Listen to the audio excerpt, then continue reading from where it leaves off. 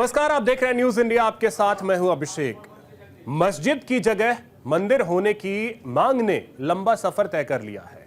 यह मांग उत्तर प्रदेश के अयोध्या, काशी, मथुरा और संभल होते हुए राजस्थान के अजमेर तक जा पहुंचा है। राज्य की सीमा को लांघने के साथ ही मंदिर होने का दावा भी मस्जिद से दरगाह पर शिफ्ट हो गया है।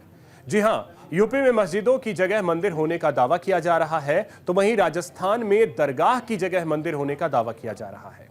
अब इस पर बवाल शुरू हो गया है। एक रिपोर्ट देखिए।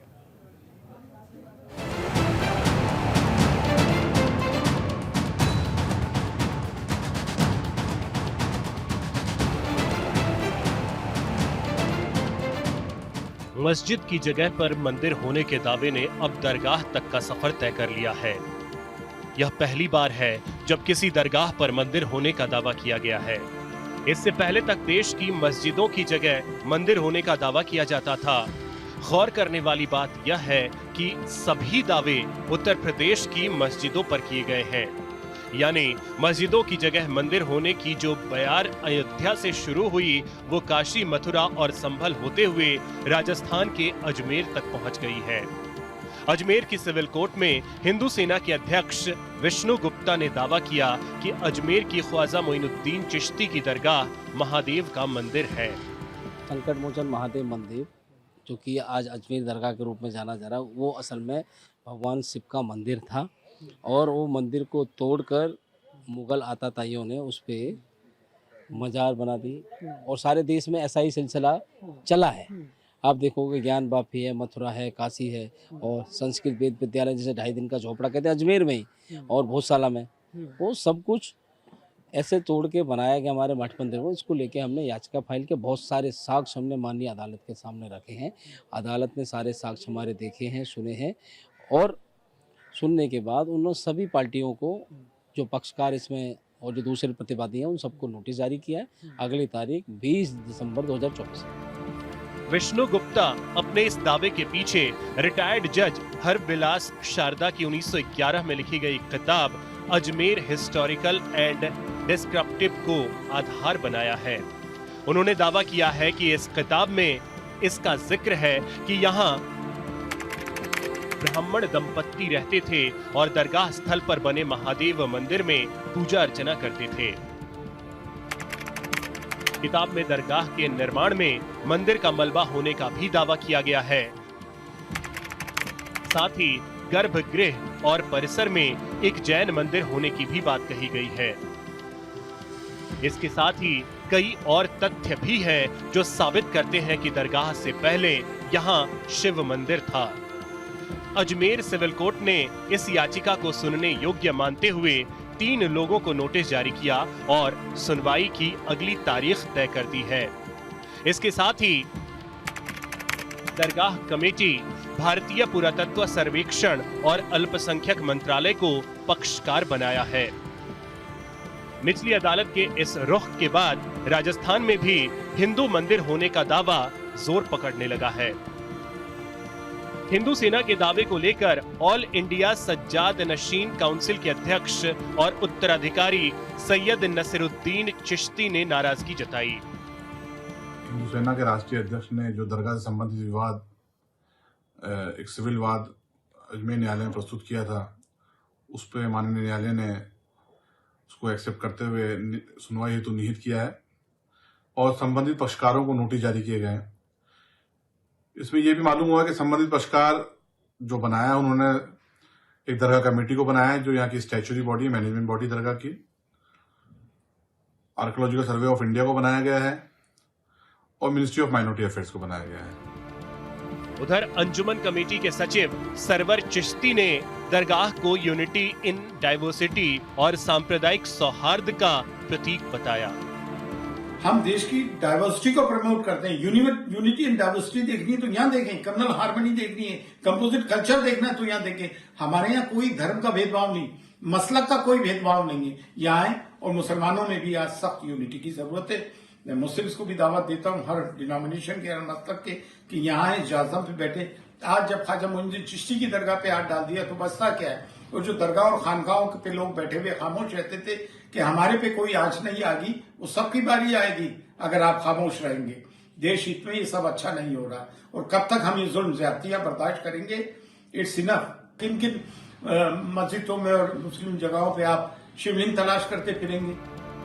ओवैसी ने इस मामले को लेकर 1991 पूजा स्थल एक्ट का हवाला देते हुए पीएम को घेरा। साथ ही उन्होंने दरगाह में हिंदू मंदिर होने के दावे को बीजेपी आरएसएस की नफरती राजनीति का नया पैंतरा करार दिया। आखिर क्यों इतनी नफरत पैदा कर दिए बीजेपी आरएसएस वाले मस्जिद दरगाहों के ताल्लुक से? प्रधानमंत्री नरेंद्र मोदी खुद चादर भिजाते हैं। अब बताइए उस पर क्या बोलेंगे वो? उन्होंने मिनिस्ट्री ऑफ माइनॉरिटी अफेयर्स को पार्टी बनाया, तो नरेंद्र मोदी की सरकार उसको बोलेगी कि वो दरगाह है ही नहीं है। प्लेसेस ऑफ वर्शिप एक्ट तो इस्तेमाल ही नहीं हो रहा। लोअर कोर्ट आखिर प्लेसेस ऑफ वर्शिप एक्ट को क्यों नहीं सुन रही है?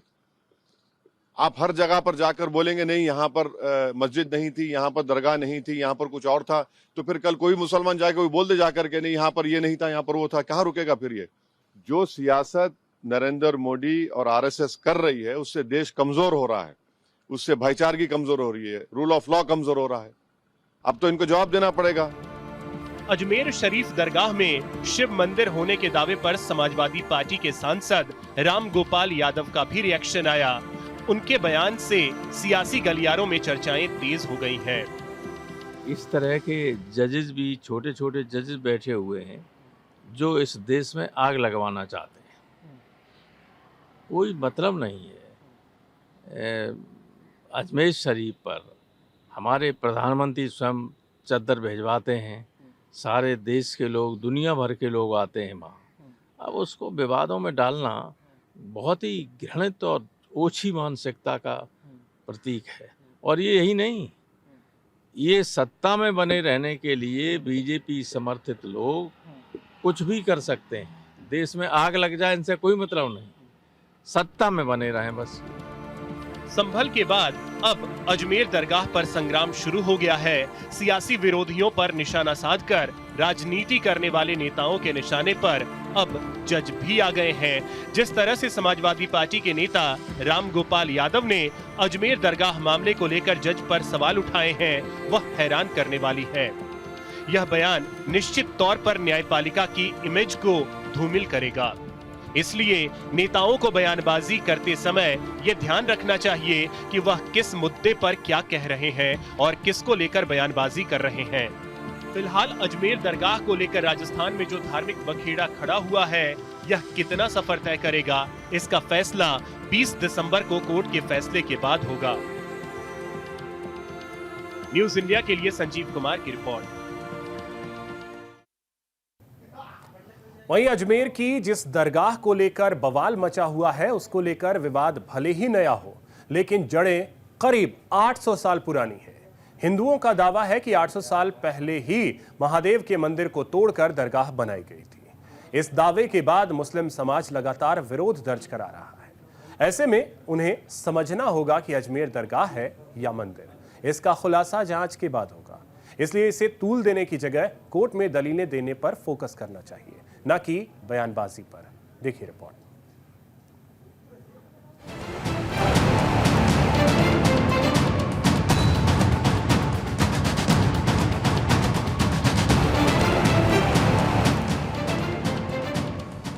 राजस्थान में ख्वाजा मोइनुद्दीन चिश्ती की जिस दरगाह को लेकर हिंदू पक्ष ने शिव मंदिर होने का दावा किया है, इतिहास में उसकी जड़ें करीब 800 साल पुरानी हैं। यानी दरगाह को लेकर जो सबूत मिलते हैं उसके मुताबिक अजमेर में करीब 800 साल पहले मुगल राजा हुमायूं ने दरगाह का निर्माण कराया था। दरगाह के अंदर विशाल चांदी के दरवाजों की एक श्रृंखला है, जिसके जरिए श्रद्धालु एक आंगन तक पहुंचते हैं, जहां सूफी संत ख्वाजा मोइनुद्दीन चिश्ती की कब्र मौजूद है। संगमरमर और सोने की परत से बना वास्तविक मकबरा चांदी की रेलिंग और संगमरमर की स्क्रीन से सुरक्षित है। ऐसा माना जाता है कि सूफी संत ख्वाजा मोइनुद्दीन चिश्ती पैगंबर मोहम्मद साहब के वंशज थे। उनके फॉलोअर्स उन्हें ख्वाजा गरीब नवाज के नाम से भी पुकारते हैं। वो एक फारसी इस्लामिक स्कॉलर थे, जिनका जन्म 1 फरवरी 1143 में अफगानिस्तान के हेरात प्रांत के चिश्ती शरीफ में हुआ था। ऐसे में सवाल खड़ा होता है कि आखिर भारत में ख्वाजा चिश्ती को लेकर इतनी फैन फॉलोइंग कैसे है? तो इसके पीछे उनके उपदेशों को माना जाता है।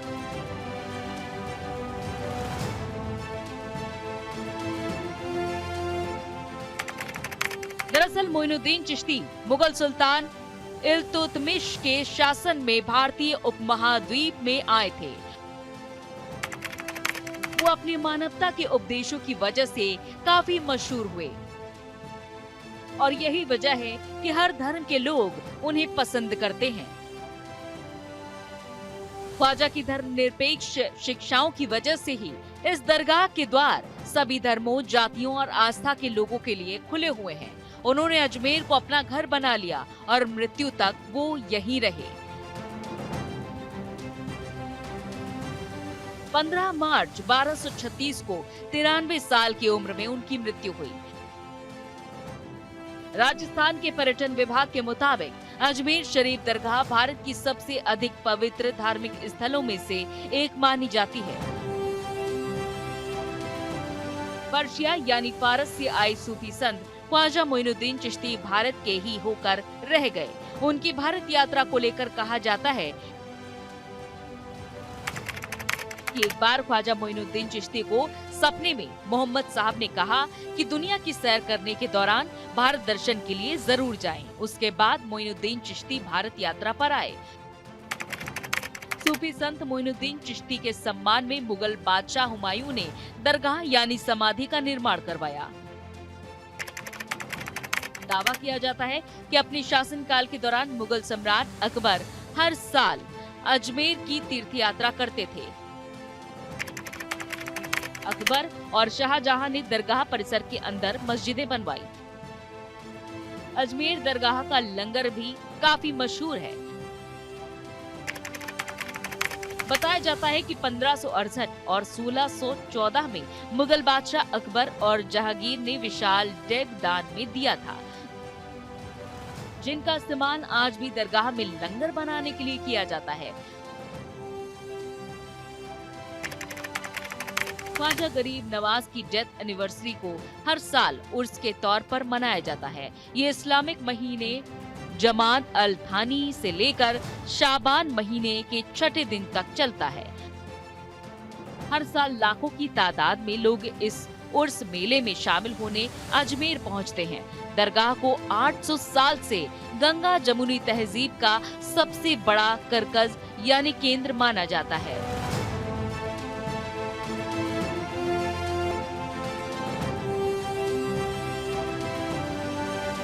लेकिन हिंदुओं का मानना है कि इसके कई सबूत हैं जो इस ओर इशारा करते हैं कि अजमेर में दरगाह की जगह मंदिर था। इसकी जड़ें राजस्थान के चौहान वंश से जुड़ी हुई हैं।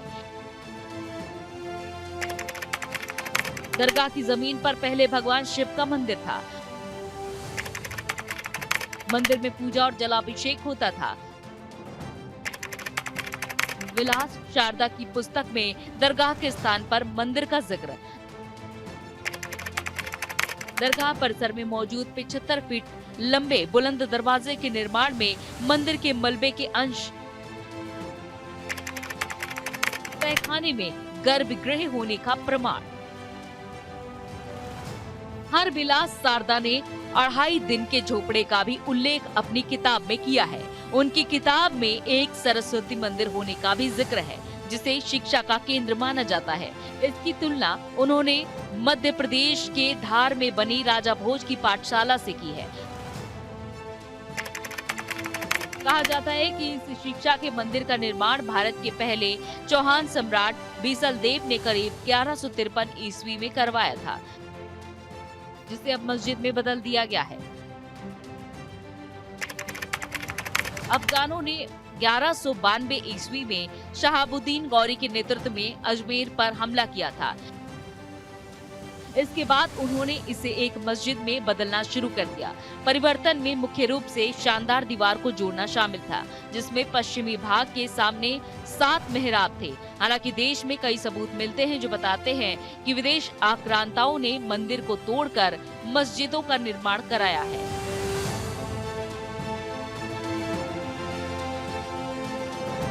न्यूज इंडिया के लिए संजीव कुमार की रिपोर्ट। भारत में ये विवाद दशकों पुराना है। अयोध्या में सालों से चली आ रही बाबरी मस्जिद की लड़ाई का अंत हुआ, लेकिन इसके साथ ही कई और मस्जिदों पर सवाल खड़े होने लगे। काशी, मथुरा, संभल, ताजमहल, अब ख्वाजा मोइनुद्दीन हसन चिश्ती की दरगाह पर दावे ने बवाल को बढ़ा दिया है। ऐसे में सवाल उठने लगे हैं कि यह सिलसिला कहां जाकर थमेगा, या फिर अजमेर दरगाह आखिरी पड़ाव है। रिपोर्ट देखिए।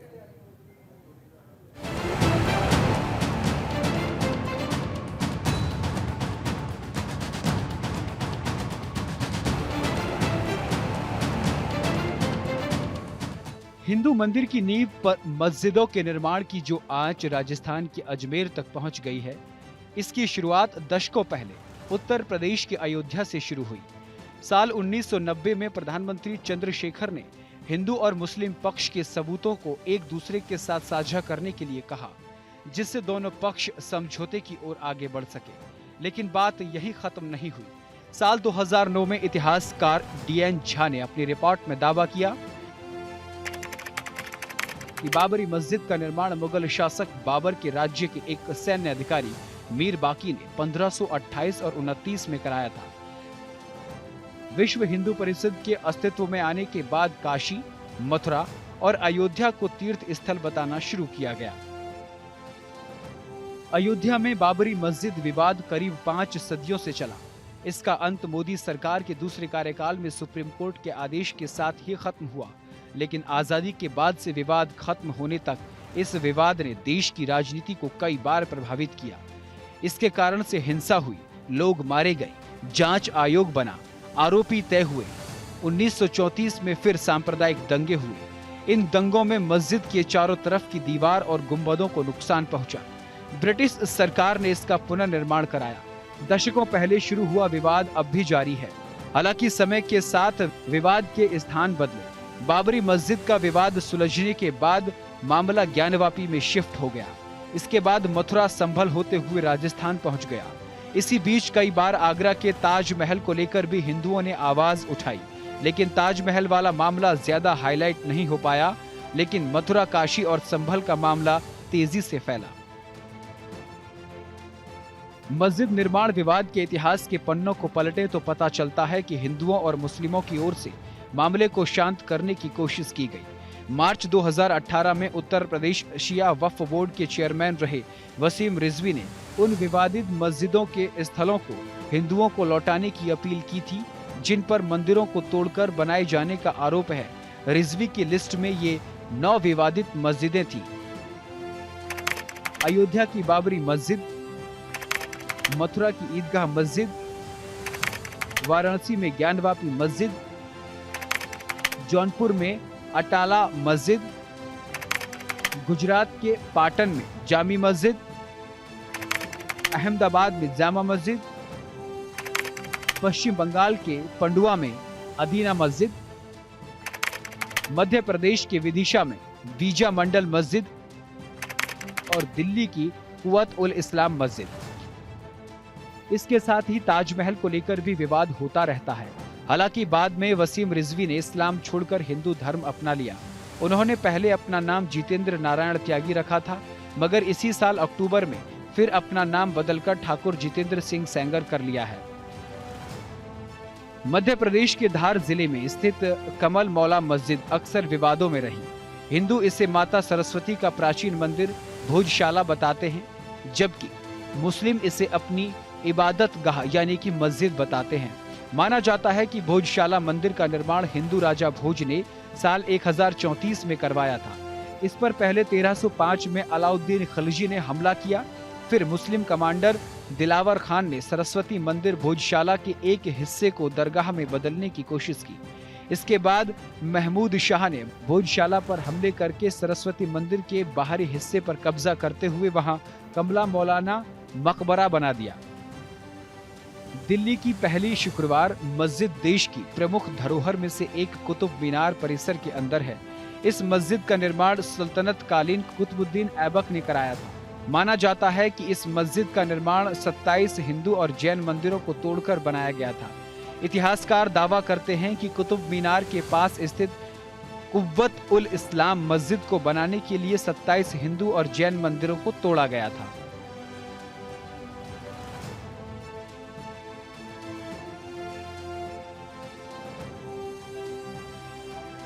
सालों पहले शुरू हुआ विवाद 21वीं सदी में चरम पर है। इस सदी में लगातार दावा किया जा रहा है कि मस्जिदों को तोड़कर मंदिर बनाए गए हैं, उन्हें वापस करें। इसको लेकर देश में हिंदू और मुसलमान आमने सामने हैं। हालांकि कोर्ट के फैसले पर यह विवाद खत्म हो जाता है, जैसे कि अयोध्या के विवाद पर हुआ था। ऐसे में दोनों पक्षों को कोशिश करनी चाहिए कि देश के सौहार्द और एकता को चोट ना पहुंचे। अगर ऐसा होता है तो खामियाजा हिंदू और मुसलमान के साथ साथ पूरे देश को भुगतना पड़ेगा। न्यूज इंडिया के लिए संजीव कुमार की रिपोर्ट। फिलहाल इतना ही। नमस्कार।